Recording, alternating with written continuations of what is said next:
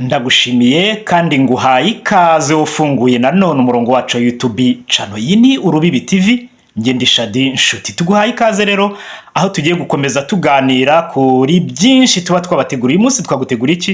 Uyu munsi twaguteguriye insanganyamatsiko ikomeye twifuza ko abantu bose cyangwa benshi mwigira hino tukayiganiraho kuko iza gufasha abantu benshi. Reka rero tugusabe niba utarakanda subscribe uyikande, like, share, hanyuma hasi uze no kuduha ibitekerezo kuko biradufasha, bitwereka urwego rwa service duha abantu cyangwa se urwego rw'ibyo tubaha uko mu byakira. Ntabwo dutinda rero aka kanya ingingo twagutegura cyangwa insanganyamatsiko iravuga ngo abantu batatu ukwiye kubaha mu buzima. Abantu batatu ukwiye kubaha mu buzima. Iyi ni Urubibi TV, nge ndi Shadi Nshuti, tuguhaye ikaze. Nkuko rero nabivugaga ntabwo dutinda, insanganyamatsiko irabivuga cyane, abantu batatu ukwiye kubaha mu buzima. Umuntu wa mbere ukwiye kubaha mu buzima ni umuntu bita umwana. Umwana, abantu benshi bakunze kurebera umuntu mu ndorerwamo y'ako kanya uko ameze. Turamureba nk'umwana wenda wo ku muhanda, tukamureba nk'umwana wirirwa zerera, tukamureba nk'umwana udafite icyo avuze. Ariko umwana, abanyarwanda barivuze ngo umwana ni umukungu, umwana ni umujyambere. Umwana ari mu bantu bakwiye kubahwa kuko umwana ejo niwe dogiteri, ejo niwe profesa, ejo niwe meya, ejo niwe minister, ejo niwe president, ejo niwe.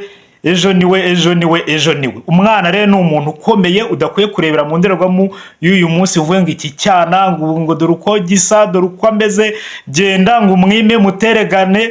Ibyo ni amakosa akomeye. Umwana ari mu bantu batatu turimo turebera hamwe bakwiye kubahwa. Umuntu wa mbere ni umwana. Ntukarebe umwana ngo umurebe uko ameze uyu munsi umutesha agaciro. Ejo azaba ari umuntu ukomeye, ejo azaba ari inkingi ikomeye igihugu cyubakiyeho ibyinshi, ejo azaba ari umucuruzi ukomeye, ejo azaba afasha abantu benshi. Rero umwana ni uwo kubahwa cyane. Hanyuma umuntu wa kabiri ntabwo dutinda, ni umuntu usenga. Nimvuga umuntu usenga abantu mubyumve neza, ntago ari ugusenga ibi byo kwirutsa umuntu agenda agaruka. Umuntu nimvuga umuntu usenga umve wa mwinginzi, wa muntu uhora ku karago yambaza Imana, ugirana ibihe bye n'Imana. Uriya muntu nuwo kubaha. Uriya muntu ntukabone muri kumwe ngo ugire ngo ni mugenzi wawe. Umuntu ugirana ibihe bye n'Imana. Abasenga ni bakunda kuvuga ngo aho Bibiliya ivuga ngo Dawidi yavuze amagambo akomeye ngo nari umusore none ndashaje, ariko sindabona umukiranutsi aretswe cyangwa urubyaro rwe rusabiriza ibyo kurya. Nta gihe umukiranutsi arekwa. Iyo uri mu by'Imana nayo iba mu byawe.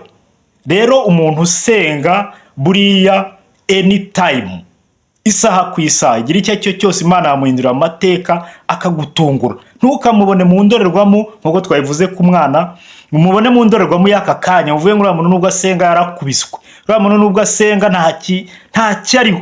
Umuntu usenga bafitanye ibihe bye n'Imana, n'ibanga rye n'Imana. Anytime, umunota ku munota, isaha n'isaha imuhindurira amateka, ibintu bigahinduka.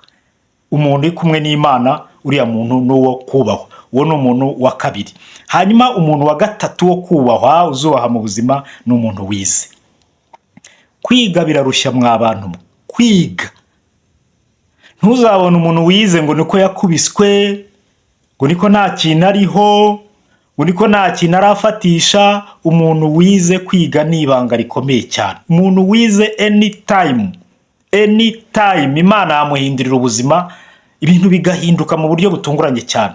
Ntukamubone ari aho umufate nk'umuntu uciriritse. Kwiga birahenda, kwiga biragoye, kwiga ni ibintu biri hejuru cyane. Abo bantu batatu maze kubabwira rero, umwana, umunyamasengesho, umuntu ugirana ibihe bye n'Imana, n'umuntu wize. Abo ni abantu batatu bo kubahwa udakwiye gufata uko wiboneye, kuko abo bantu anytime Imana ibahindurira amateka. Anytime ibintu birahinduka, akava kuri level imwe akajya ku yindi. Ndagushimiye ko wabanye nanjye. Hanyuma ikiganiro twari twaguteguriye nicyo. Nge ndi Shadi Nshuti, iyi ni Urubibi TV. Reka tugusabe niba utarakanda subscribe uyikande, like, share kugira ikiganiro kigere ku bandi, hanyuma uze no kuduha ibitekerezo hasi muri comment. Wakoze kubana natwe. Nge ndi Shadi Nshuti, Imana ibahe umugisha. Ciao ciao.